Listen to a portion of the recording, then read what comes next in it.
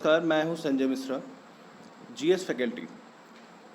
आज मैं आपके लिए भूगोल का एक सबसे प्रचलित और बहुत ज़्यादा फेमस टॉपिक भूकंप लेकर आया हूं, जिसमें हम लोग ये जानने की कोशिश करेंगे कि पृथ्वी पर जो ये अचानक से क्रिया होती है जिसमें कंपन वाइब्रेशन पैदा होता है, वो आखिर होता क्या है। उससे पहले ये जानने की कोशिश करेंगे भूकंप किसे कहते हैं। अगर हमें सरल शब्दों में किसी को ये बताना हो या आप जानना हो कि क्या होता है भूकंप, तो हम एक सिंपल सी लाइन में कहेंगे कि sudden vibration on earth surface. जो वर्ड यहाँ पर आपको ध्यान देना है दैट इज़ अर्थ सरफेस।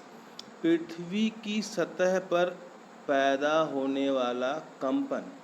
कुछ लोगों का कहना होता पृथ्वी पर पैदा होने वाला कंपन या पृथ्वी की भूपरपट्टी पर पैदा होने वाला कंपन, मतलब अर्थ क्रस्ट पर पैदा होने वाला कंपन। तो जो वर्ड हम यूज़ करते हैं that is earth surface, not a crust, not as earth, it is earth surface. Because हम बात कर रहे हैं उस जगह की जहाँ पर हम लोग खड़े होते हैं। जैसे एग्जाम्पल के तौर पर देखें, हम अगर कहते हैं जैसे मान लो ये अर्थ की सतह है, ठीक है, इस सतह के ऊपर हम लोग रहते हैं, ठीक है, ये हम लोग हैं, ठीक है। अब क्रस्ट तो ये होती है जिसकी मोटाई आपकी 5 से 20 किलोमीटर तक के आसपास होती है, और पूरी पृथ्वी की अगर हम बात करें पूरी पृथ्वी ये चक्करदार होती है। तो पूरी पृथ्वी पे कंपन होने का सिंपल सा मतलब है कि आपका कंपन पूरी पृथ्वी पर एक साथ पैदा होगा, मतलब भूकंप पूरी पृथ्वी पर एक साथ आना चाहिए। ऐसा नहीं है, पृथ्वी की सतह पर जो कंपन पैदा होता है उसे भूकंप कहते हैं। चलिए ठीक है, अब भूकंप आने के कारण क्या होते हैं, ये तो भूकंप हो गया, आता कैसे है, इसमें क्या वजह है। आज हम लोग ज़्यादातर न्यूज़ चैनल्स पे यही देखते हैं, दिल्ली में आया दिन पिछले 1 महीने से बहुत बार भूकंप आ चुके हैं। अब हमेशा इच्छा होती है कि दिल्ली में ही भूकंप क्यों ना आता है, उड़ीसा में क्यों नहीं आता है, उड़ीसा में नहीं आता तो महाराष्ट्र में क्यों नहीं आता है, अब हैदराबाद में क्यों नहीं आ जाता, ये दिल्ली के आसपास ही क्यों आता है। तो भूकंप आने के कारण क्या होते हैं ये अगर हम जाएंगे तो हमें ये जानने की इच्छा भी नहीं रहेगी क्यों आता है। देखिए, भूकंप का सबसे प्रमुख कारण होता है, 2 प्रमुख कारण हैं, एक तो है आपका मैनमेड कॉजेज़, एक है आपका नेचुरल कॉजेज़। अब पूछते हैं प्रकृति इसके लिए जिम्मेवार है, दूसरा मनुष्य इसके लिए जिम्मेवार है। हम बात करते हैं पहले प्रकृति की बात करते हैं। नेचुरल कॉजेज़ क्या हो सकते हैं, हमारी पृथ्वी के आंतरिक हिस्से में क्या क्या है इसकी हम केवल कल्पना कर सकते हैं। हमने पूरी पृथ्वी के अंदर तक जाके ये नहीं देखा पृथ्वी में होता क्या, बस ये जानने की इच्छा रखते हैं कि पृथ्वी एक खोखले बॉल जैसी है या पृथ्वी एक बिल्कुल ठोस बॉल जैसी है, पृथ्वी के अंदर केवल सॉलिड ही सॉलिड है या पृथ्वी के अंदर केवल लिक्विड ही लिक्विड है। तो पृथ्वी के अंदर लिक्विड भी है, सॉलिड भी है, दोनों अवस्थाएं हैं। जितना हम लोग अभी तक अपने पिछले प्रक्रिया में जितना पढ़ा उतना जाना, लेकिन अब हमें ये जानना है कि नेचुरल कॉजेज़ क्या हैं। तो नेचुरल कॉजेज़ में कहते हैं पृथ्वी पर जो प्लेटों में आपस में होने वाली गतियाँ। अब पूछते हैं प्लेटें क्या होती हैं, तो प्लेटों का जो बारे में हम लोग पढ़ते हैं वो जब हम आपके पर्वतों के बारे में, पठारों के बारे में, मैदानों के निर्माण के बारे में जब हम पढ़ेंगे तो प्लेटों को भी अच्छे से पढ़ लेते हैं। इसके लिए लेकिन थोड़ा सा हम यहाँ बता देते हैं, प्लेटें मुख्यतः 2 प्रकार की होती हैं, एक तो होती है महासागरीय प्लेट, एक होती है महाद्वीपीय प्लेट। महासागरीय प्लेट, महाद्वीपीय प्लेटों में जो गतियाँ होती हैं वो मुख्यतः 2 प्रकार की होती हैं, वैसे 3 होती हैं। मुख्यतः 2 क्या हो गई, एक हो गई संरचनात्मक और एक हो गई आपकी विनाशात्मक, और तीसरी हो गई घर्षण, मतलब आपका फ्रिक्शनल, एक कंस्ट्रक्टिव मूवमेंट, डिस्ट्रक्टिव मूवमेंट और फ्रिक्शनल मूवमेंट। इनसे जो क्रियाएं होती है इसे प्लेट टेक्टोनिक बोलते हैं, प्लेट विवर्तन की सिद्धांत। ये इनके जुड़ने, इनके टूटने और इनके आपस में फ्रिक्शन के स्थान पर भूकंप आते हैं हमेशा। दूसरा कारण हो सकता है भ्रंशन, फॉल्टिंग, प्लेटों का आपस में धंस जाना या बीच में किसी प्लेट का धंस जाना, उससे एक वाइब्रेशन पैदा होना। तीसरा कारण होता है आपका जो नेचुरल में ही मेन कॉज माना गया है, वॉल्केनिक इरप्शन, ज्वालामुखी विस्फोट। माना जाता है कि ज्वालामुखी विस्फोट में मैक्सिमम चीज़ें जो गैसेज या जो चीज़ें पदार्थ बाहर निकलते हैं उससे पृथ्वी की सतह पर एक कंपन पैदा होता है। उस कंपन से जो चीज़ें पैदा होती हैं उसी की वाइब्रेशन को भूकंप कहा गया। अच्छा, इसके बाद मैनमेड कॉजेज़ में हम लोग क्या कहते हैं मनुष्य में इतनी क्षमता नहीं होती वो भूकंप पैदा कर सके, लेकिन उसके द्वारा जो क्रियाएं की जाती हैं जाने अनजाने में, जो क्रियाकलाप करता है उससे भूकंप आ सकता है। जैसे हम लोग बात करें कि टिहरी डैम हम लोगों के द्वारा बनाया गया है, जिसके लोग कुछ भूगोलवेत्ता ये कहते हैं कि इसकी वजह से भूकंप अगर आया और ये सबसे भूकंप संभावित क्षेत्र में है तो ये सबसे ज़्यादा नुकसानदायक कई आसपास के राज्यों के लिए होगा। दूसरा, महाराष्ट्र में बना हुआ कोयना डैम, ये भी भूकंप संभावित क्षेत्र पैदा करता है, इसलिए कहते हैं ये जो हमारी गतिविधियाँ हैं। तीसरा, कहते हैं हम लोग जो बड़ी बड़ी मिसाइलें या परमाणु बम का परीक्षण करते हैं, इनसे भी भूकंप पैदा होता है। या कोयले की खदानों को अवैज्ञानिक तरीके से अगर हम उसमें खुदाई करते हैं तो उससे भी भूकंप आने के चांसेस बढ़ जाते हैं।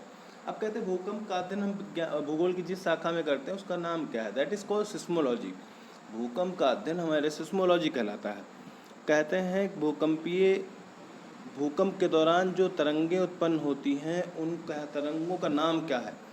तो नॉर्मली हम लोग क्वेश्चंस के जो हम पढ़ रहे हैं भूकंप के बारे में, एक तरीके का वो हम एसएससी और स्टेट पीएससी या सीडीएस और एनडीए में आने वाले क्वेश्चंस का बिल्कुल फैक्चुअल और प्लस कॉन्सेप्चुअल दोनों तरीके के लेकर चलेंगे।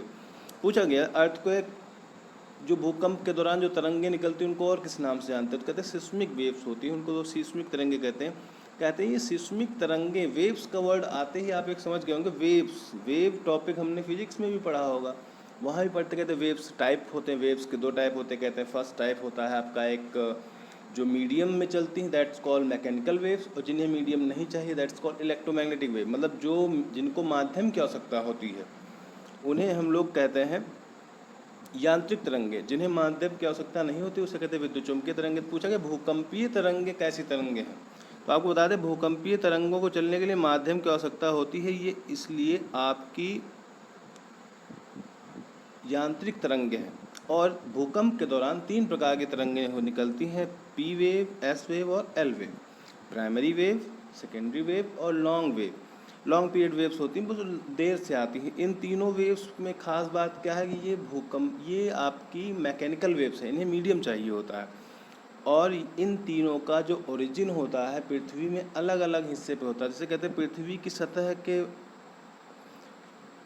अंदर वो बिंदु जहाँ भूकंपीय तरंगें शुरू करती हैं या उत्पन्न होती, दैट्स कॉल्ड फोकस या हाइपोसेंटर हम उसे बोलते हैं। और वो जगह जहाँ पर भूकंपीय तरंगें सतह सबसे पहले पहुँचती हैं, सतह के निचला बिंदु जहाँ भूकंपीय तरंगें शुरू होती हैं उसे फोकस कहते हैं। जहाँ से पहले पहुँचती हैं उसे एपिसेंटर बोला जाता है। एपिसेंटर वो जगह है जहाँ भूकंपीय तरंग ज़मीन के अंदर से चलकर पृथ्वी के अंदर चल के सबसे पहले पृथ्वी की सतह पर जिस जगह पहुँचती है उसे एपिसेंटर बोलते हैं। अब बात करते हैं पी वेव, एस वेव और एल वेव के बारे में। पी वेव जो कि कहा जाता है भूकंप के दौरान आने वाली सबसे तेज़ गति की वेव होती है, तरंग होती है। इसका जो उत्पत्ति स्थल होता है वो फोकस पर होता है और इसकी जो चलने की इसका मीडियम रिक्वायरमेंट है, इसके लिए सभी माध्यमों में चल सकती है। कहते हैं ये एक ध्वनि तरंग की प्रकार की तरंग वेव होती है। ये अनुदैर्ध्य तरंग होती है, मतलब ध्वनि जैसे साउंड वेव्स का चलने का पाथ होता है वैसे ही इनका भी पथ होता है।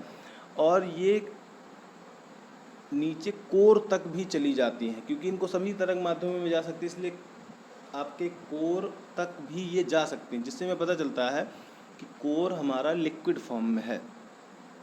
अब बात करते हैं एस वेव की। एस वेव क्या होता है? ये पी वेव की गति के जस्ट आधा, इसमें क्वेश्चन स्टेटमेंट में आ चुका है कि पी वेव्स के आधी गति किस तरंग की है, या प्राथमिक तरंग से आधी गति किस तरंग की? तो एस सेकेंडरी वेव्स की है और ये भी वहीं से उत्पन्न होती जहाँ से प्राइमरी वेव्स उत्पन्न होती, फोकस या एपिसेंटर से। और ये केवल ठोस माध्यम में चलती हैं। अब बात की जाती है ये किस प्रकार की तरंगें होती हैं? ये आपकी अनुप्रस्थ तरंगें होती हैं, जैसे कि प्रकाश तरंगें होती हैं। और ये 3000 किलोमीटर से अधिक की गहराई में नहीं जा सकती, मतलब कहने का मतलब ये कोर में प्रवेश नहीं करती, मतलब ये केवल ठोस माध्यम में ही चलती हैं। अब बात करते हैं एल वेव, जो सबसे लॉन्ग पीरियड वेव्स होती हैं, जो दी तरंगें तो सबसे बाद में उत्पन्न होती है, लेकिन सबसे ज़्यादा खतरनाक या भूकंप के दौरान सबसे ज़्यादा नुकसान पहुंचाने वाली तरंगों में सबसे प्रमुख आपकी एल वेव होती है। एल वेव जो होती है उसकी जो गति होती है 3 किलोमीटर पर सेकेंड के आसपास रहेगी। और कहते हैं कि ये फोकस और हाइपोसेंटर से उत्पन्न नहीं होती। ये जब पी और एस वेव जहाँ पर पहले टकराते हैं, मतलब एपिसेंटर, पृथ्वी पर भूकंप के दौरान एपिसेंटर से चलने वाली तरंगें होती हैं। और भूकंप के दौरान सबसे ज़्यादा जो नुकसान इन्हीं तरंगों द्वारा होता है। और इनके लिए सॉलिड और लिक्विड दो माध्यमों की आवश्यकता होती है।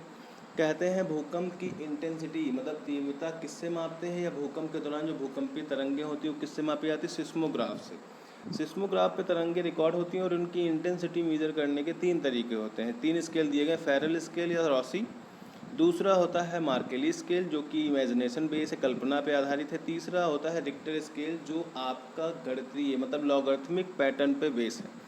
कहते हैं इसकी रिक्टर स्केल सबसे पॉपुलर स्केल है जो सबसे सटीक जानकारी देता है। 0 से 10 तक की इसकी रेंज होती है।